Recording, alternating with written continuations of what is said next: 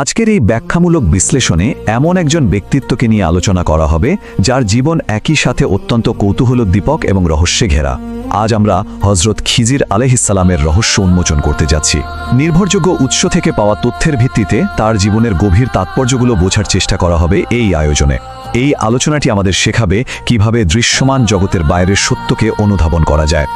শুরুতেই একটা দারুণ আর গভীর প্রশ্ন দিয়ে শুরু করা যাক, যে কাজগুলো মানুষের সাধারণ যুক্তিকে রীতিমতো হার মানায় সেগুলোকে আমরা কিভাবে বুঝব? মানুষ হিসেবে আমরা কিন্তু সবসময় সবকিছুর পেছনে একটা যৌক্তিক ব্যাখ্যা খুঁজি, কিন্তু এমন কিছু ঘটলে কি হবে যা আমাদের সাধারণ জ্ঞান বা যুক্তির সীমারেখাকে একদম অতিক্রম করে যায়? ঠিক এই প্রশ্নটাই আজকের সম্পূর্ণ আলোচনার মূল ভিত্তি হিসেবে কাজ করবে এবং চিন্তার নতুন এক দুয়ার খুলে দেবে। তো আর দেরি না করে মূল আলোচনায় ঢোকা যাক। প্রথম পর্ব, হযরত খিজির আলাইহিসসালামের রহস্য। এরপরে আসছে দ্বিতীয় পর্ব, ঐশ্বরিক জ্ঞান বা ইলমুল লাদুনী। আচ্ছা, ইলমুল লাদুনী জিনিসটা আসলে কি? সহজ কথায় বলতে গেলে ইলমুল লাদুনী হলো মহান আল্লাহর কাছ থেকে সরাসরি পাওয়া বিশেষ এক অলৌকিক জ্ঞান। এই জ্ঞান কোনো বই পড়ে বা কারো কাছে ক্লাস করে অর্জন করা যায় না, এটা আসে একেবারে সরাসরি ঐশ্বরিক উৎস থেকে। হযরত খিজির আলাইহিসসালাম ঠিক এই বিশেষ জ্ঞানেই ভূষিত ছিলেন, আর একদম এই কারণেই তার সিদ্ধান্ত বা কাজগুলো সাধারণ মানুষের কাছে এত অদ্ভুত বা বলা যায় বোধগম্যহীন মনে হতো, কারণ তিনি এমন কিছু জানতেন বা দেখতে পেতেন যা অন্য কারো পক্ষেই জানা সম্ভব ছিল না। এর চতুর্থ পর্ব, হযরত মুসা আলাইহিসসালামের সাথে তার সেই বিখ্যাত ঐতিহাসিক যাত্রা। পবিত্র কোরআনের সূরা আল কাহফে বর্ণিত ঐতিহাসিক এই যাত্রাকে প্রধানত তিনটি ধাপে ভাগ করা যায়। প্রথম ধাপে হযরত মুসা আলাইহিসসালামের সাথে তার সেই ঐতিহাসিক সাক্ষাৎ ঘটে, এরপর তারা দুজন একত্রে যাত্রায় বের হন। আর তৃতীয় ধাপেই ঘটে সবচেয়ে বিস্ময়কর ঘটনাগুলো। আস্ত একটা নৌকা ছিদ্র করে দেয়া বা ভেঙে পড়া একটা দেয়াল বিনা পারিশ্রমিকে মেরামত করে দেওয়ার মতো বেশ কিছু অদ্ভুত কাজের সাক্ষী হন মুসা আলাইহিসসালাম। এটা অনেকটা সাগরের বুকে ভেসে থাকা একটা হিমশৈল বা আইসবার্গের মতো, মানে বাইরে থেকে খুব সামান্য দেখা গেলেও পানির নিচে লুকিয়েছিল বিশাল এক অর্থ। আর এখানেই চলে আসছে আমাদের পঞ্চম পর্ব, এই অদ্ভুত কাজগুলোর পেছনের গভীর প্রজ্ঞা বা হিকমত। ঘটনাগুলো মেলালে দারুণ একটা বিষয় পরিষ্কার হয়ে যায়। বাহ্যিকভাবে বোধগম্য নয় এমন কাজগুলোর পেছনেও আসলে এক গভীর ঐশ্বরিক কৌশল লুকিয়েছিল। আপাত দৃষ্টিতে যেটা ভীষণ ধ্বংসাত্মক, যেমন ওই দরিদ্র মাঝিদের নৌকাটা ছিদ্র করে দেওয়া, তার আসল উদ্দেশ্য ছিল এক অত্যাচারী রাজার হাত থেকে নৌকাটিকে রক্ষা করা। ঠিক একইভাবে এক বৈরী গ্রামে বিনা পারিশ্রমিকে দেয়াল মেরামত করার পেছনে মূল উদ্দেশ্য ছিল দুই এতিম শিশুর গুপ্তধন রক্ষা করা। ইলমুল লাদুনীর মাধ্যমে পাওয়া সেই জ্ঞানের আলোকেই তিনি এই আপাত অদ্ভুত সিদ্ধান্তগুলো নিয়েছিলেন, যা মূলত ভবিষ্যৎ বিপদ থেকে রক্ষা করেছিল এবং নিশ্চিত করেছিল এক বৃহত্তর কল্যাণ। এরপর ষষ্ঠ এবং খুবই তাৎপর্যপূর্ণ একটি পর্ব, বিনয় এবং ঐশ্বরিক রহমত। এখান থেকে একটা বড় শিক্ষা পাওয়া যায়, আর তা হলো অসীম ঐশ্বরিক জ্ঞানকে স্বীকৃতি দেওয়াই হচ্ছে প্রকৃত বিনয়। মানুষ হিসেবে আমাদের জ্ঞান যতই বিস্তৃত হোক না কেন, তা কিন্তু খুবই সীমাবদ্ধ। মহান আল্লাহর অসীম জ্ঞানের সামনে মানবীয় এই জ্ঞান সত্যি অতি ক্ষুদ্র। এই পুরো ঘটনাটি আমাদের এটাই শিক্ষা দেয় যে সমস্ত অহংকার পরিহার করে সবসময় এই অসীম ঐশ্বরিক জ্ঞানের প্রতি শ্রদ্ধাশীল ও বিনয়ী থাকতে হবে। যখন আমরা বুঝতে পারি যে আমাদের জানার বাইরেও বিশাল এক জগৎ রয়েছে, ঠিক তখনই প্রকৃত বিনয়ের জন্ম হয়। সবচেয়ে গুরুত্বপূর্ণ যে বিষয়টা এখানে ফুটে ওঠে তা হল জীবনের কঠিন পরিস্থিতিগুলোর পিছনেই লুকিয়ে থাকে ঐশ্বরিক রহমত। হযরত খিজির আলাইহিসসালামের কাজগুলো প্রাথমিকভাবে যতই কঠিন বা ক্ষতিকর মনে হোক না কেন, শেষ পর্যন্ত কিন্তু দেখা গিয়েছিল যে তার প্রত্যেকটির পেছনেই ছিল দয়াময় আল্লাহর অপার রহমত। বাস্তব জীবনেও ঠিক এমনটাই হয়। আমাদের চরম হতাশা বা কষ্টের আড়ালে এমন কোনো কল্যাণ বা ঐশ্বরিক রহমত লুকিয়ে থাকতে পারে যা হয়তো তাৎক্ষণিকভাবে একেবারেই বোঝা যায় না। ব্যাখ্যামূলক এই বিশ্লেষণের একেবারে শেষ পর্যায়ে আমরা চলে এসেছি। শেষে একটা গভীর প্রশ্ন আজ আমাদের দীর্ঘস্থায়ী চিন্তার উদ্রেক করে। মানব জাতির সবচেয়ে কঠিন মুহূর্তগুলোর মধ্যে ঠিক কী লুক্কায়িত প্রজ্ঞা থাকতে পারে? এর উত্তর খোঁজার মাধ্যমেই হয়তো জীবনের কঠিন সময়গুলোতে আমরা আশার আলো দেখতে পাব এবং ধৈর্য ধারণ করা আরও সহজ হবে।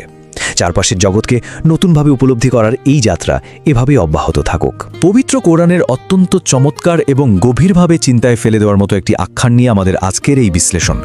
হযরত মুসা আলাইহিসসালাম এবং হযরত খিজির আলাইহিসসালামের সেই বিখ্যাত আধ্যাত্মিক যাত্রার কথা আমাদের অনেকেরই হয়তো জানা, কিন্তু এটি শুধু কোনো পুরনো ঐতিহাসিক বিবরণ নয়, একদমই না। এটি আসলে মানুষের একেবারে সীমিত বোঝাপড়া আর স্রষ্টার অসীম প্রজ্ঞার মাঝে এক বিশাল তুলনামূলক চিত্র। মানে মানুষের দৃষ্টিসীমার ঠিক বাইরেই যে কত নিখুঁত আর অদৃশ্য এক ঐশী পরিকল্পনা কাজ করে চলেছে, সেটাই আজ আমরা খুব গভীরভাবে দেখব। আচ্ছা, চলুন বিষয়টি একেবারে গভীরে গিয়ে দেখা যাক। দৃশ্যমান বিপদের আড়ালে কি আসলেই কোনো গভীর করুণা লুকিয়ে থাকতে পারে?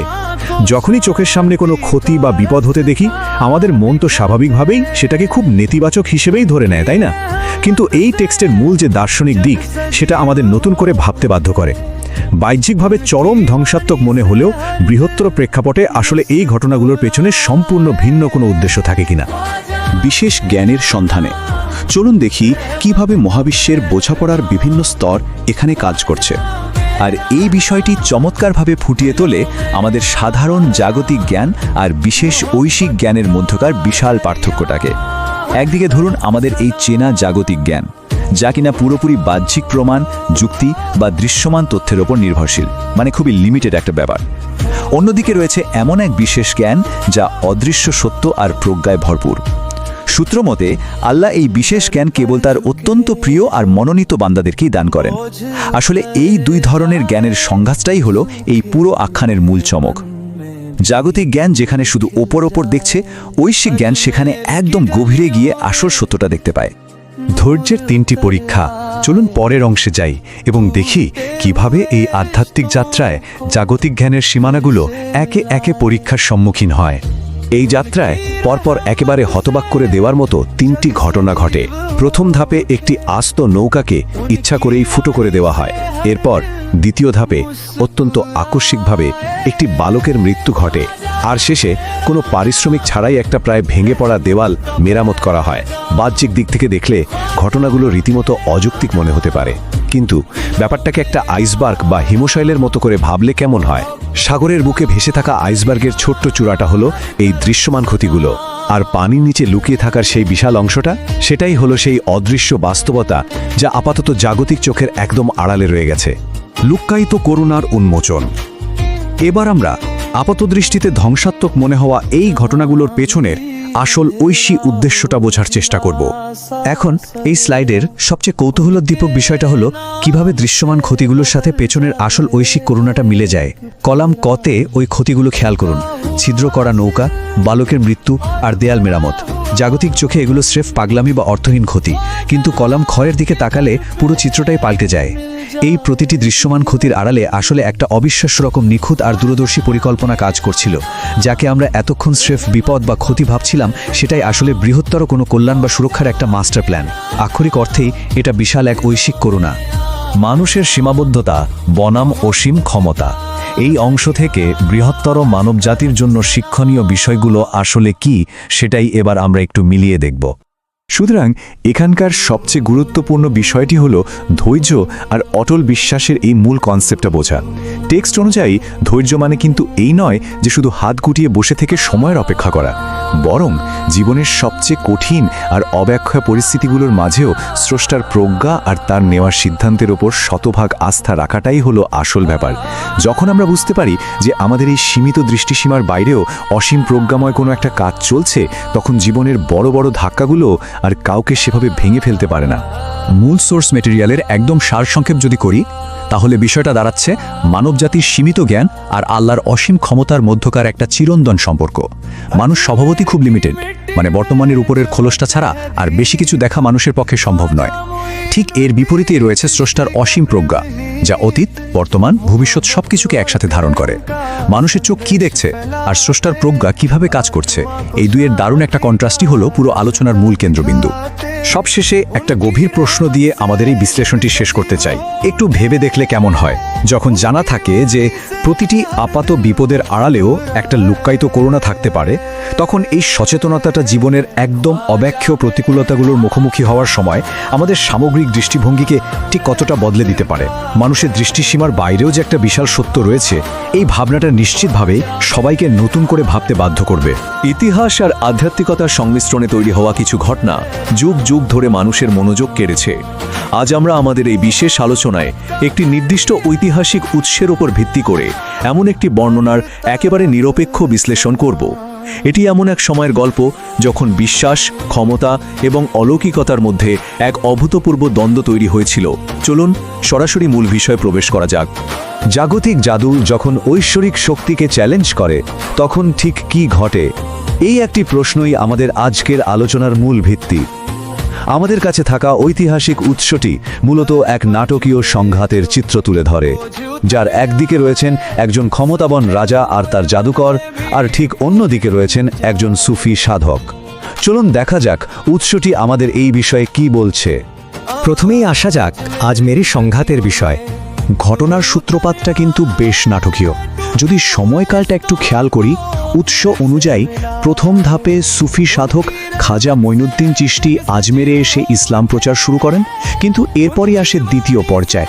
মূলত তার প্রার্থনার ডাক বা আজানের শব্দ রাজা পৃথ্বীরাজ চৌহানের মনে তীব্র ক্ষোভের সৃষ্টি করে, আর এই ক্ষোভ থেকেই শুরু হয় তৃতীয় পর্যায়। রাজা এই আধ্যাত্মিক উপস্থিতিকে মোকাবিলা করার জন্য তার রাজ্যের সবচেয়ে শক্তিশালী জাদুকর জয়পালকে প্রেরণ করেন। এবার আমরা দেখব এই সংঘাতের দ্বিতীয় পর্ব, জাদু বনাম ঐশ্বরিক শক্তি। রাজা পৃথ্বীরাজের নির্দেশে জাদুকর জয়পাল একেবারে ময়দানে অবতীর্ণ হন। উৎস থেকে জানা যায় জয়পাল কিন্তু কোনো সাধারণ জাদুকর ছিলেন না। তিনি তার ভয়ঙ্কর কালো জাদু ব্যবহার করে খাজা মঈনুদ্দিন চিশতির উপর সরাসরি আক্রমণ চালান। দৃশ্যপটটি কল্পনা করলে গা শিউরে ওঠে। একদিকে সমস্ত জাগতিক এবং অন্ধকার জাদুকরী শক্তির প্রবল আস্ফালন, আর অন্যদিকে একজন সাধকের একেবারে স্থির অবস্থান। এই দুই বিপরীতমুখী শক্তির অবস্থানটি সত্যিই খুব চমকপ্রদ। একদিকে জয়পালের কালো জাদু, যা পুরোপুরি জাগতিক ক্ষমতার প্রতিনিধিত্ব করছে, অন্যদিকে খাজা মঈনুদ্দিন চিশতির ঐশ্বরিক ক্ষমতা। আমাদের সূত্রটি খুব স্পষ্টভাবে উল্লেখ করছে যে এই সরাসরি সংঘাতে সাধকের ঐশ্বরিক অলৌকিক ক্ষমতার কাছে জয়পালের ওই জাগতিক জাদু সম্পূর্ণ পরাস্ত হয়। মানে এটি কোনো সাধারণ অস্ত্রের লড়াই ছিল না, বরং আধ্যাত্মিক ক্ষমতার এক অভাবনীয় সংঘাত ছিল।